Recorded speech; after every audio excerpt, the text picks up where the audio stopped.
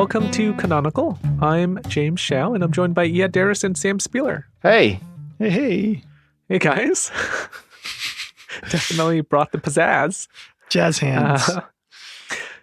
Today we are discussing the second book in our contemporary Chinese sci-fi series, Vagabonds by Jingfang. If you are a first-time listener, join our book club. It's on Reddit at Canonical Pod, and you can find it using the link in our episode description. And you can find us on social media, also at Canonical Pod. If you want to support us and your local bookstore, you can find our bookshop.org link, which is also in our episode description. And you can use that link to find books that we recommend and also this one.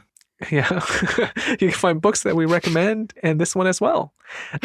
We will be talking spoilers here. If you don't want the ending spoiled for you, check out our review, which was published last week.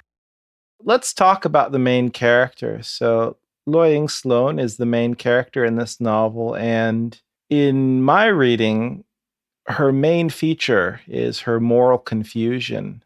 I think in general, this novel doesn't really have much of a clear moral stance. It doesn't really know what to think about anything, but she particularly is emblematic of that moral confusion. Another character, Dr. Rainey, also seems to be ambivalent in general. He limits his lifestyle because of his tendency to overthink and not really reach any conclusions. What do you guys think? Does this novel have any moral point of view? Does it have a stance on any issue? I don't know. It seems to shrug its shoulders a lot of the time. I'm laughing because that's a Sam phrase too. Yeah, like, what are you going to do? It talks about a couple different systems of government and that nothing is perfect. So what are you going to do? What are you going to do? It talks a lot about Camus and how Camus sees things, or at least at one point in his life, saw things differently from, what's the other writer that she compares him to? Doesn't matter. But yeah, every time an idea is given some sort of opinion to it, there's a counter opinion. So we're just left with this balance.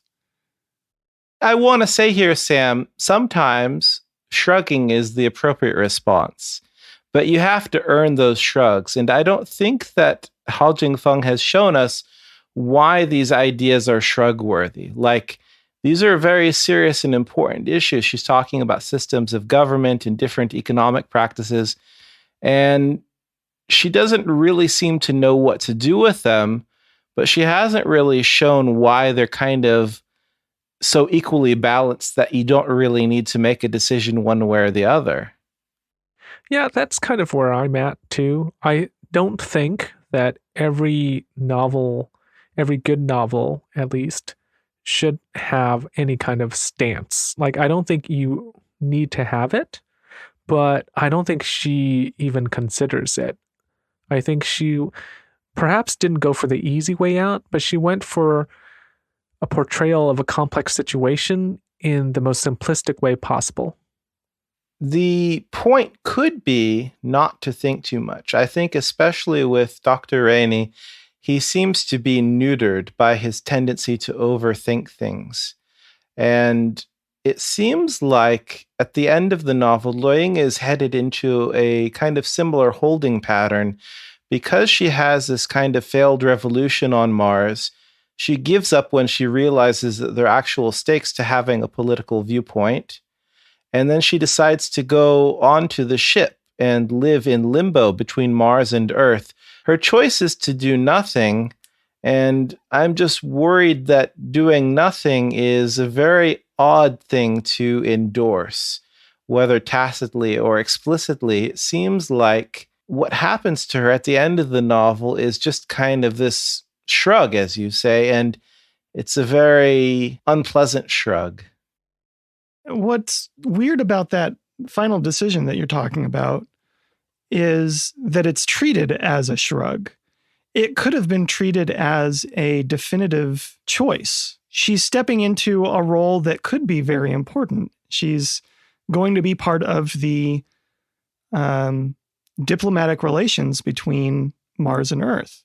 That's no small thing, but it's treated as this middle ground, as you say, this limbo. And she even describes it as Charon, the ferryman, on the river Styx between Hades, the underground, and the living world. It could be like a rejection of both, because the novel makes a big point of comparing the capitalist Earth with the socialist Mars. And the end of the novel could be a simultaneous rejection of both, and it could be an embrace of a third way, some sort of synthesis of the two. But I don't think that Hao Jingfang wants to take it that far, or she doesn't know where she wants to go with it. So instead of being an active point of view, it's just a receding into the shadows, which is just really underwhelming. I think you could have a charitable reading of this and say that she's a character who's stuck between worlds, and because of that, she's unable to return to either one. Like, set aside all the politics of it, on a personal level, that because of her experience as this unwitting hostage, that she's someone who's unable to continue and live the way her friends who never left Mars could. For me, that's the most charitable reading of the ending, because it means that she's someone who is screwed by the system. Unfortunately, I don't think the writer's sensibilities indicate, or the writer has indicated, that she is someone who's screwed over by the system. Here I'm reading into it with my own political perspective as an American. I think that she knows where the lines are drawn in terms of what she can say ideologically in contemporary China. And to have a setting that reads so much like China to critique state authority and state power, she probably knew that she was playing with fire. I think that she probably decided, I can't really say anything bad about Mars, and I can't really say anything bad about Hans Sloane, because it's very clear to everyone involved who those characters and what that setting represents. Well, no, he's German. Hans.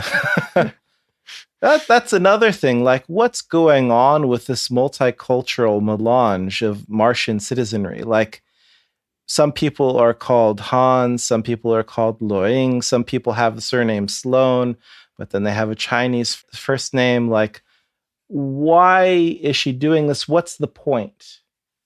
I tried to ignore that, but Luoying is described as having long, flowing black hair.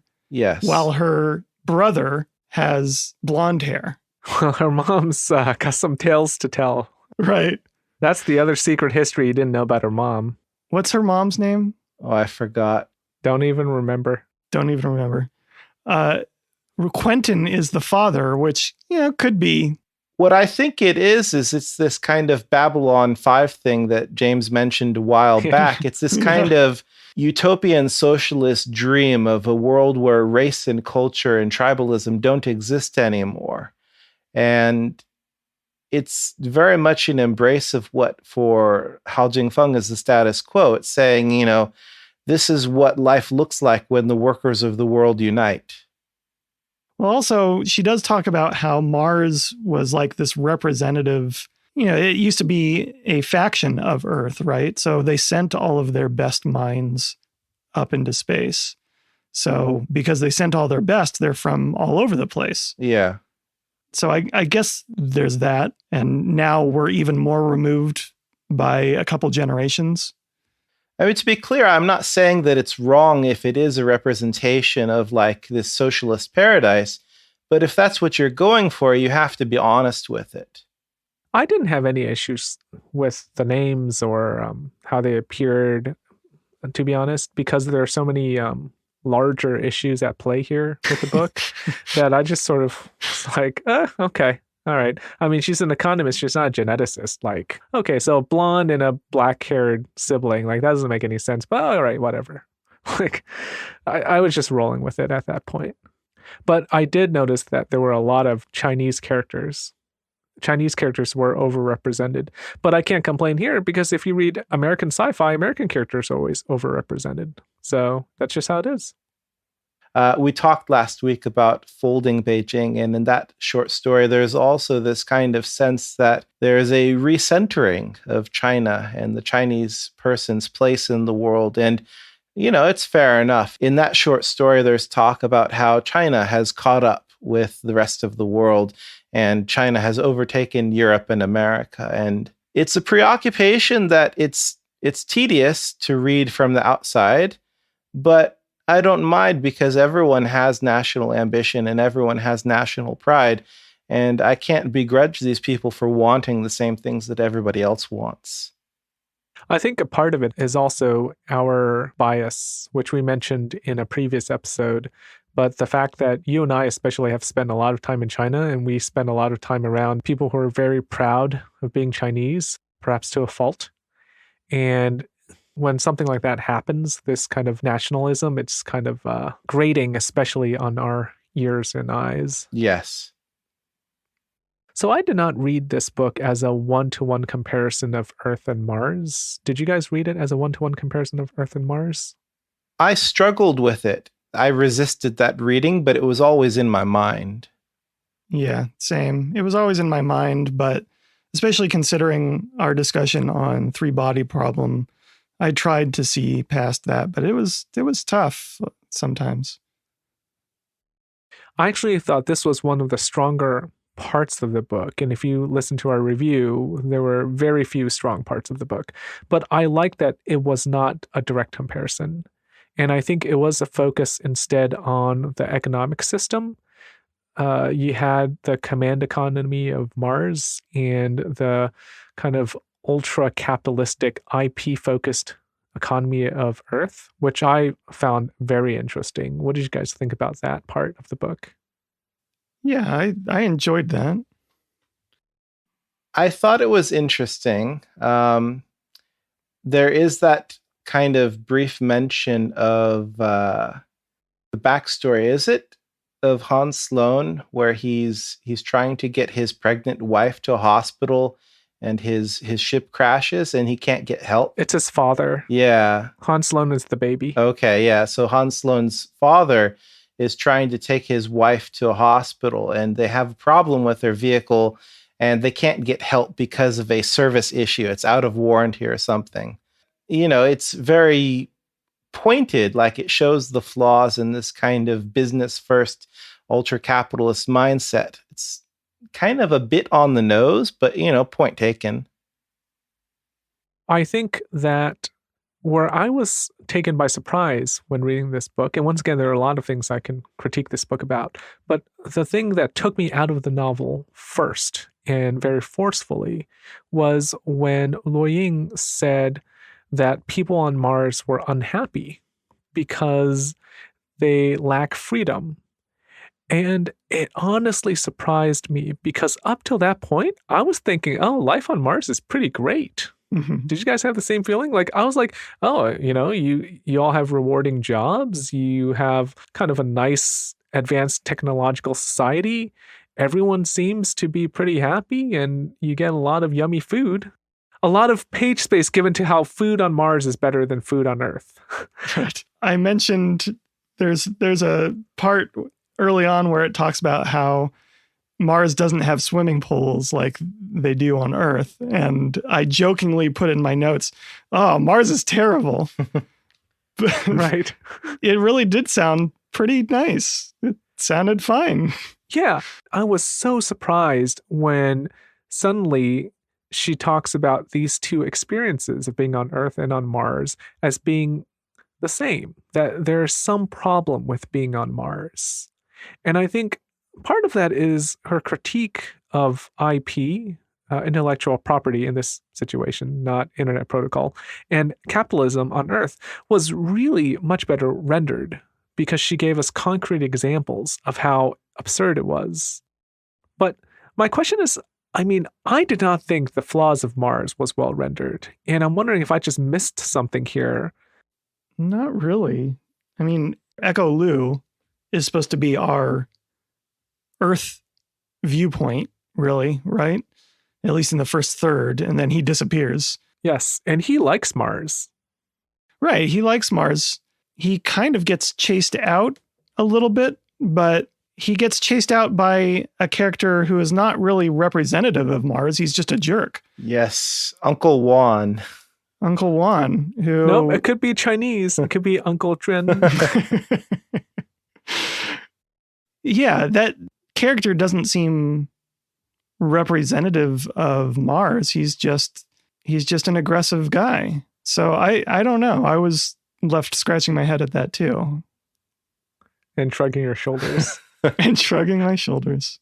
Do you think that Hall can really represent Mars in a negative light to the same degree that she can represent Earth? Because to me, Mars is the technocratic command ideal that China wants. And I think by extension, we might say Hao Jingfang wants as well.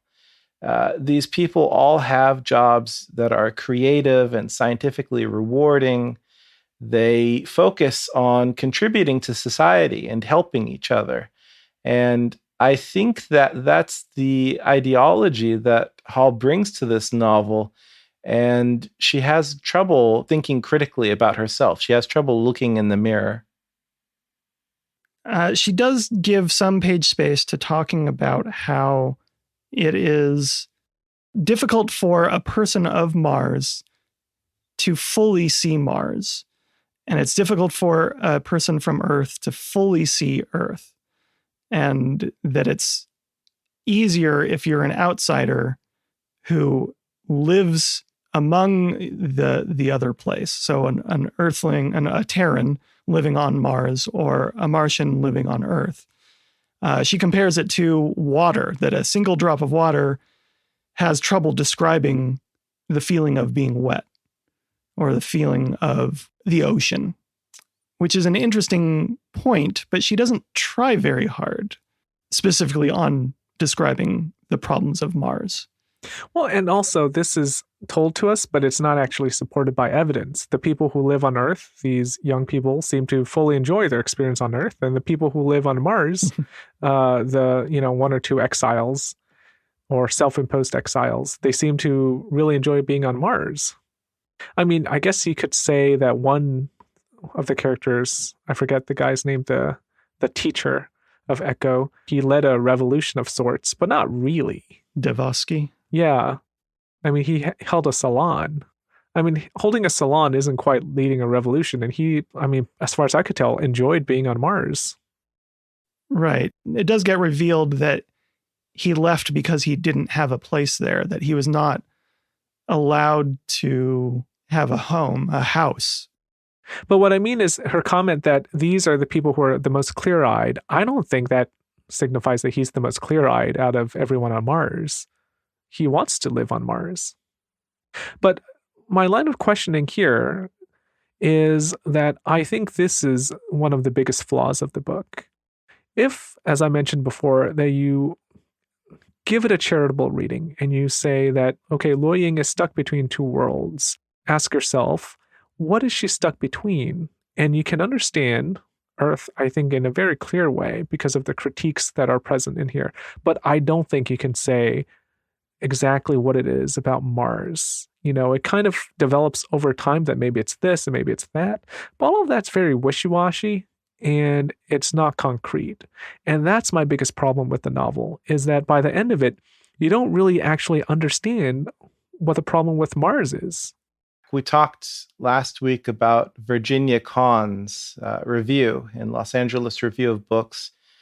She wrote about this in her review. She says, Hao Jingfang gives us two alternative modernities, neither of which are entirely China or fully the West. Mars reflects Western stereotypes of China, just as Earth reflects Chinese stereotypes of Western economic and cultural systems. Kahn says it's a canny estrangement and one that can only come from an author fully aware of the milieu in which she is writing. So I think to your point, James, it's maybe not a clear view of either system. It's meant, or possibly meant, to represent the other viewed from an outsider's point of view. But I think that's very charitable on Khan's part, because it could just be two alternating stereotypes that are represented in a simplistic way. Actually, when I read her comment about how Mars is a reflection of Western stereotypes of China, honestly, I don't get it in this book. I don't see it. It, to me, is a Chinese person writing about what she thinks people outside of China thinks about the Chinese system, but also she's too stuck in her own milieu. Like, I totally disagree that she's aware of the milieu in which she is writing, because Yes. I don't think she is. She's too stuck in the Chinese mindset. And we said this before about Liu Cixin as well, or at least I had a question about this, which is, is it even possible for a writer in China or a thinker in China to think critically about China? Because if you kind of grow up in the system, I think that this ability is neutered. In the novel, I think it's a kind of a straw man argument, because when Hao Jingfang wants to represent this anti-socialist sensibility, she just says that the Earthlings are always asking Luoying if Han Sloane is a dictator. And it's obviously kind of a simplistic, stupid way of thinking about Mars. And it misrepresents the very real concerns that people outside of China have with China. And when that's represented in the novel, even though it's an underwhelming critique in and of itself, Luoying doesn't really do much to investigate it. She just kind of goes around to people very doe-eyed and says, "Oh, is my grandfather a dictator? Well, I don't know how to feel about him." The critique is stupid and the investigation is stupid. It's doubly stupid. But I would say once again that I did not read Mars as China. I think that you could, but for me, as I was going through the book, I feel like it would be inaccurate for me to read it as China. I read it more as an economic system. Well, here I'm going to jump in there, because even if it is about two different economic systems, I see that easily as this metonymy.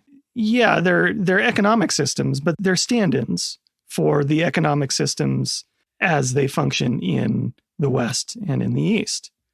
I mean, it's not a one-to-one, you're right. But I don't have any difficulty seeing at least parallels there. Where I draw the line, I guess, is because, as he had said, there are very real critiques of China as a country. And they're not really presented here. Yes, but isn't that part of the problem that we're talking about right now, that she's not fully aware of the milieu in which she's writing? Right, yes. But I think what she wants to get at is the critique of the economic system, not necessarily of China, but of a command economy. Right, but then why have the discussion of, is Han Sloane a dictator?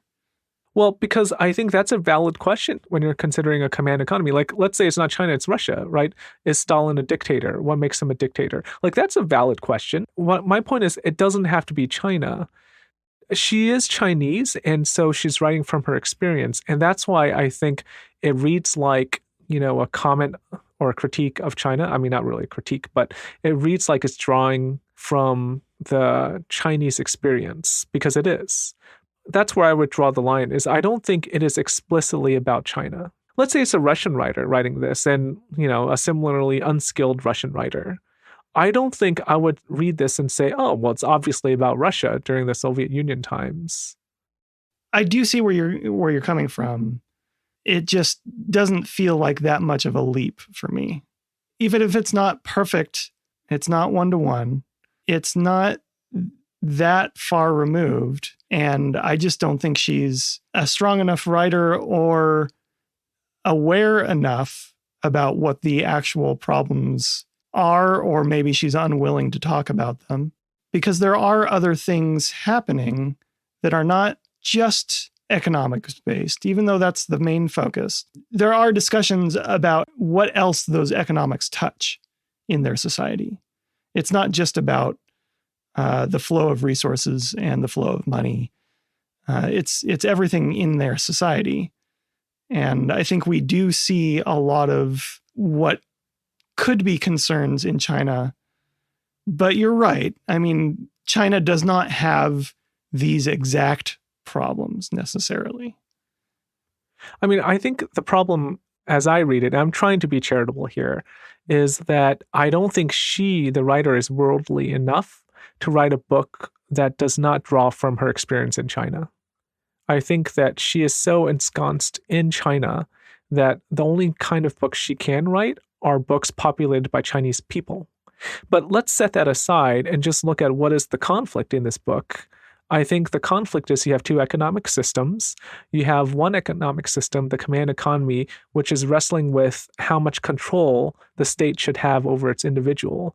Like, take all the Chinese parts out of the book. I think you could say this is a question that could be situated in any command economy, any kind of communist or socialist command economy. Like, it's a valid question in my mind. The problem is, I think that she's not skilled enough, or she doesn't have the personal experience to make it a more worldly novel, to make it un-China. She just makes it default her experience, which is a Chinese experience. And she tries to cover it up with like rando foreigner names. Well, let me ask you, James, if you read a novel like something by Ayn Rand, The Fountainhead or something, would you assume because of its enthusiastic embrace of capitalism that it's an American novelist? Well, I haven't read Ayn Rand, so actually it's hard for me to say. It would be hard for me to say. I can't, I mean, I don't know. Because she herself was not American, right? She was an immigrant. Yeah, she was Russian. I think the burden here for the Chinese novelist, and it's unfair, but it's unavoidable, is that in this world of competing ideologies, China is the superpower that represents an adversarial stance against Western liberal democracy. They are the ones to challenge it. And when they challenge it, the unfortunate thing is that they can't just say, oh, this is a contest of ideas, without people saying, yeah, it's a contest of ideas, but actually secretly, it's also a contest of nationalities. Well, and their economic system is the closest superpower that we have to what is represented here. I guess what I'm saying is, in a way, yes. Like, if you read this, I think this is the big if. If you read this as China, then all of these critiques are absolutely true. My stance is that I think you could read it as China, but I'm trying to be charitable here and say it sounds like she doesn't want to address it. Me being charitable means I'm not reading this as a cop-out or that she's limited, even though she very well could be limited in her worldview. My stance here is, okay, let's give her the benefit of the doubt and say, okay, it is actually about command economies. The book is still flawed. Like, I'm setting aside all these critiques of, how she's misrepresenting China. Like, set all that aside. It's a book about two economic systems. The book is still flawed. And it's flawed because she fails to address the weaknesses of this one economic system.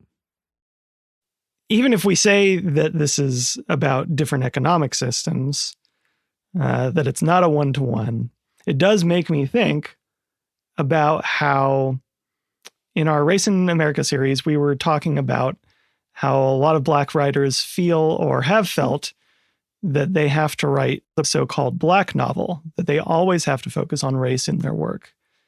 It made me wonder if that's where she was coming from. Obviously, I was looking at it more that way than you were, James. But do you guys see Vagabonds as the product of an oppressive society? I do, but I still think it's lacking in the ways you're talking about. But I still see it that way, even though in the writer's own words, this would be a limited view based on my Western sensibilities and prejudices. She is a product of this society, and because she's a product of this society, it sounds like a jerk coming from me because I didn't grow up there, but I think that she's incapable of viewing her government or her society, I guess, with any kind of critical eye that is required to create a kind of critical commentary. My point here is that If you're someone who grows up in an oppressive society and you don't make an effort to leave that society, or you haven't had the privilege to leave the society that's oppressing you, because not everyone does, I don't think it is possible for you to overcome that. And if it is possible, you have to devote your entire being to overcoming it. It goes back to what we were saying about shrugging. She does describe the IP stuff on Earth fairly interestingly, fairly well. But when it comes to those problems on Mars, or as I was seeing it, China, but you're right, there is a haze there. When it comes to those problems, it's a big shrug of the shoulders. It feels like she has to reach for those problems. Although, one thing we didn't talk about before that I do see as a big problem, and this is where one of the places where I see the parallels strongly between Mars and China, is the lack of knowledge. I should say the lack of free information, and that history seems to be rewritten or scrubbed. They have this central archive that they talk about as being this free sharing of ideas and thoughts and creativity. But it seems like a lot of things that have happened in Mars's past seem to be hidden or not common knowledge to general society. It's hard to say because we're stuck inside the head of teenagers, and so maybe they're just dumb or didn't pay attention in class. Who knows? But, Lu Ying doesn't even know what happened to her own parents. You would think you would be able to suss that kind of information out a lot sooner when your whole worldview is focused on how sad you are because your parents are gone. I agree with you, Sam. I feel like in this novel, a lot of things seem to exist as opportunities for knowledge and opportunities for transformative experiences, but that transformation never happens, and the revelation or the epiphany never happens. That to me is what really hurts me about this novel. It's a bad novel, but it hurts my feelings. I think the reason, it sounds stupid, but the reason why it hurts my feelings is because I do think that Chinese people sincerely are better than what this novel gives them credit for. And Chinese literature is on the cusp of becoming world literature. It's reaching a global audience now. Chinese science fiction, especially, people are paying attention to it now. And this novel doesn't show real people. It doesn't show human beings, Chinese human beings, or a Chinese author with a mature, sensitive, nuanced mind, representing the world in relatable ways, showing a concern for human values and things that other people care about. It just kind of reiterates this kind of closed-minded opinion that most people have. It's ironic that Lu Ying is trying to figure out if her grandfather is actually a dictator, and that's kind of made fun of because clearly it's a stupid prejudice. But in fact, this kind of novel just reiterates this idea that critical thinking doesn't exist in Chinese discourse, because this novel doesn't represent an author or a citizenry who cares about thinking carefully about things. I wrote down here some contrasting issues that are brought up that especially come up in the last third. And they are important issues. Like you mentioned, Iad, that the last third is about where to take Mars from here. And I saw it as, where to take China from here. But it doesn't have to be. You're right, James. That there's this view of rapid expansion versus measured growth. There's also the idea of passion versus pragmatism. I don't know enough about Chinese sensibilities to know if that would be a fair comparison. But I saw it as the Martian way of life was much more pragmatic, even though there are some passionate people. But overall, pragmatism wins. We see that in the love relationships, quote unquote love, where Chania doesn't believe in love and she casts aside Rudy, who then settles for GL, who is in love with Rudy. The other relationship in that same paragraph at the end is Chania and Soren. And Chania doesn't believe in love, but she seems very happy with Soren, or happy at least in general. And I don't fully know what that's supposed to be saying. Yeah, I've got a question here, and maybe you guys can explain it to me. What is the fucking point with any of these relationships? What is the point? Don't know.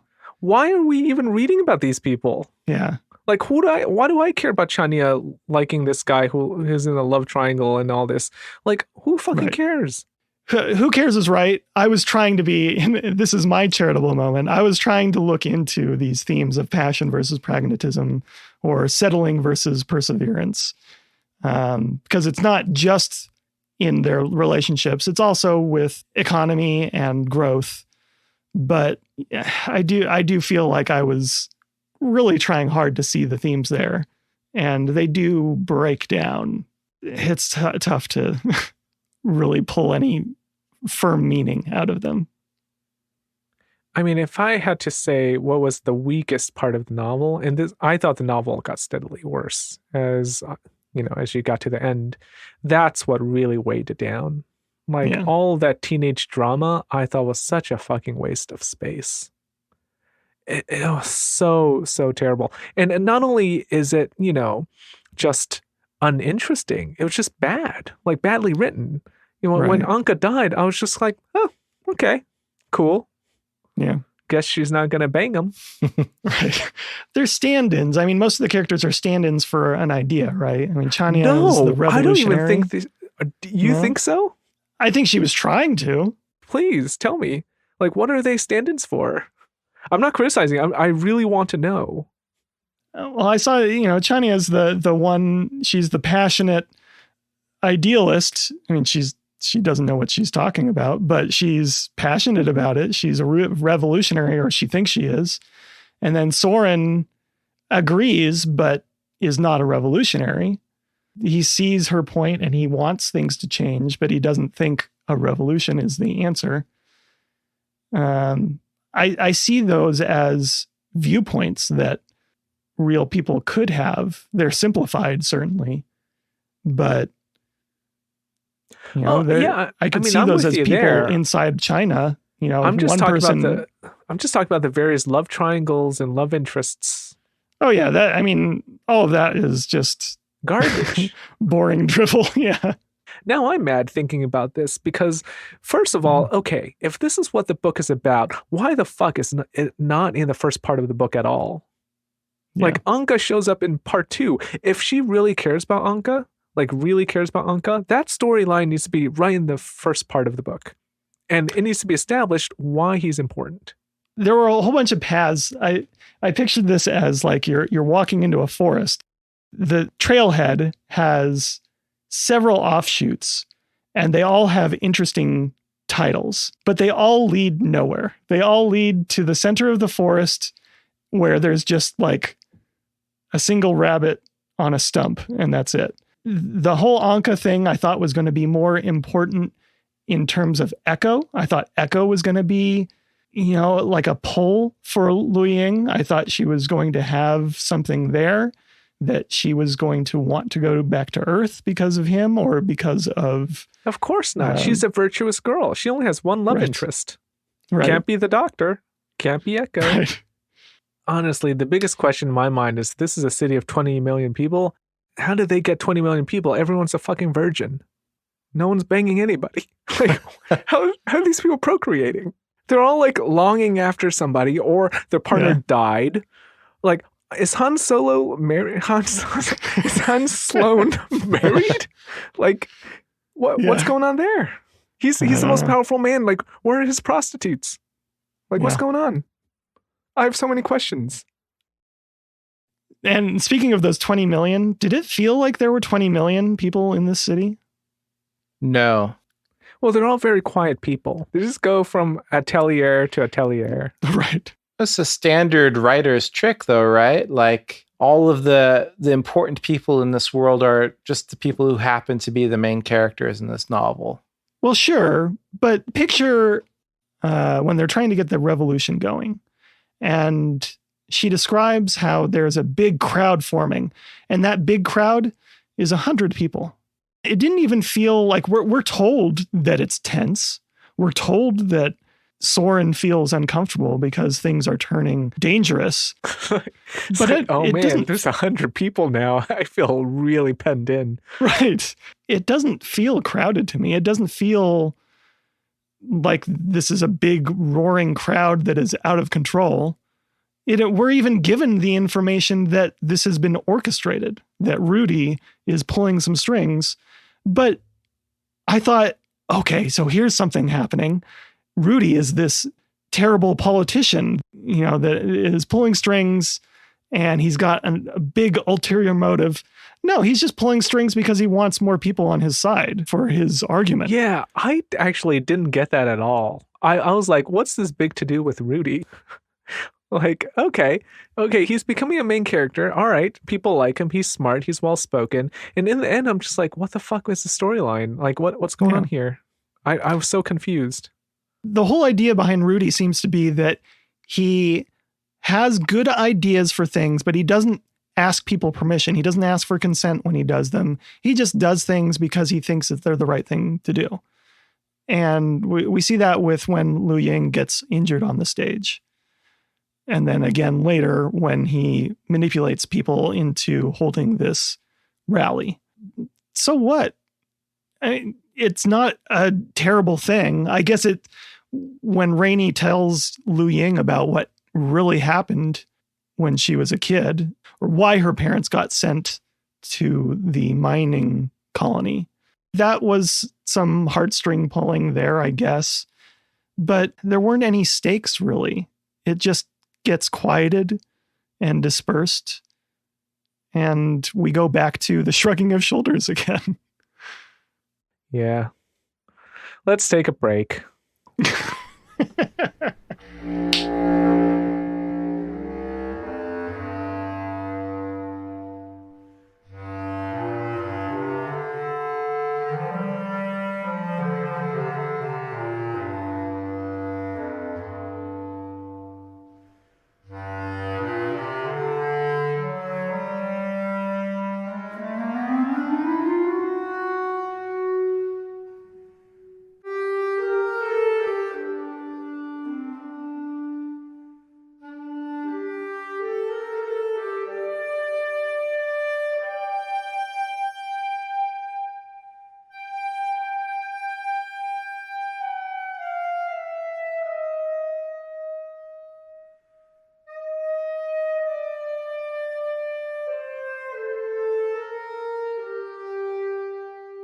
Okay, welcome back. So one thing I'd like to talk about is in the process of reading this book, and of course, we've been on record, me especially recently, in this episode, talked about how this book had a lot of issues. In the process of reading this book, actually, it really reminded me of Kim Stanley Robinson's Mars series. It reminded me of that because a lot of the ideas were present in that, including the competing economic systems that she presents here. It's not done very well in his Mars series, but overall, that series which was a much better read, in my opinion. It's much, much longer, but I think, if you like some of the ideas present in this book, I think you're better off going to Kim Stanley Robinson, in my opinion. And we've all read Kim Stanley Robinson, the three of us. His writing is not great, but it is definitely better than the writing in this book. Yeah, definitely. And I think part of it is because I get the feeling that Kim Stanley Robinson, flawed though he is as a writer, actually does really care about the people in the book. I don't get that from this book here. I feel like the characters in this book are just marionettes. See, here I go bashing again. I don't want to bash her anymore. Why don't we talk about the things that she could do? She obviously knows a lot about economics, but she's still not using that knowledge to its utmost here. Maybe she should be focusing on that. I think there's a lot of space for that. There's a lot of sentimentality that could be stripped out of this and replaced with hard economics. I think that's true. The only thing is that the results of science in hard sci-fi are immediately attractive. And I don't know if there's that same immediacy if you have the same kind of thought experiment that you'd have in like the three-body problem, where you have this kind of extrapolation of present-day science into the future. When you extrapolate an economic idea, is it interesting in and of itself? Well, I mean, we already have the bones of that here. And it's not interesting. It's not interesting. All right. Well, for me, it was the most interesting part of this book. Yeah. She's exploring two systems and how they interact in the future between two different planets, or at the very least, two different countries. I do think that could be explored more and better, especially when they interact with that hard sci-fi, even though it's pretty soft sci-fi here, I guess.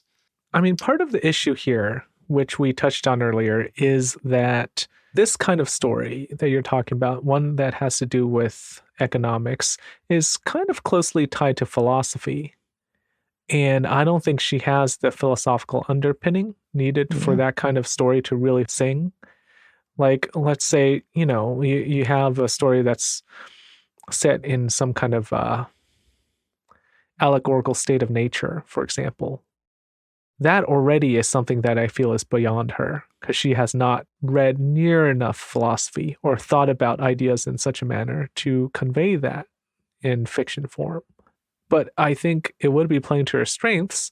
One could also say, to play to her strengths, she should just stop writing. So that's all right. Another way to play to her strengths. Go with a PowerPoint YouTube video. And it's time for James to go to bed. All right, well, let's stop here. And thank you for listening to our tirade. Next week, we will review The Fat Years by Chen Kung-chung, our last book in this series on contemporary Chinese sci-fi. I've got higher hopes for The Fat Years. We've also got an updated reading schedule, which you can find on Reddit at Canonical Pod, and you can find our threads for our book club discussion, which we have every Friday. It's been changed now. We are now discussing these books every Friday. If you would like to talk about the topics we just discussed, or about Chinese sci-fi in general, you can find us there. We'd love to hear your thoughts. And yes, we've been very opinionated in this episode. If you've got very different opinions, I would very much like to hear them. So come and shout at us. Till next time, happy reading. We'll talk to you soon.